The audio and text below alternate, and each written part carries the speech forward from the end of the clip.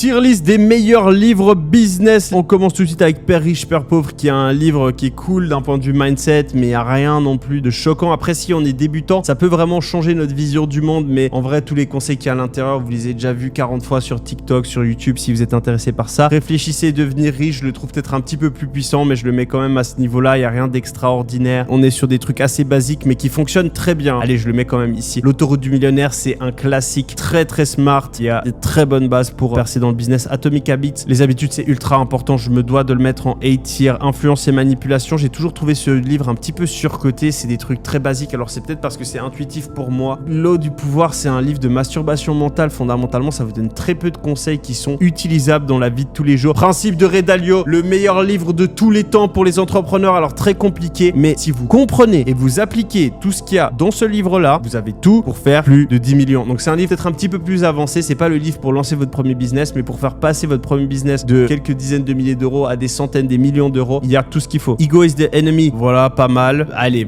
Hormozy, il est fort quand même. Franchement, l'offre, c'est ultra important et Hormozy, j'aime bien le fait qu'il fait des livres courts et ultra impactful. Le one thing pour gérer votre vie, la priorisation, c'est le plus important, ultra puissant. Le livre de Naval Ravikant, il est très cool. Franchement, ça fait réfléchir. J'adore lire. C'est un des mecs les plus intelligents, les plus inspirants que je connaisse. En termes de conseils pratiques, c'est peut-être pas le meilleur. Deep Work, c'est un livre important, mais c'est pas non plus game changing.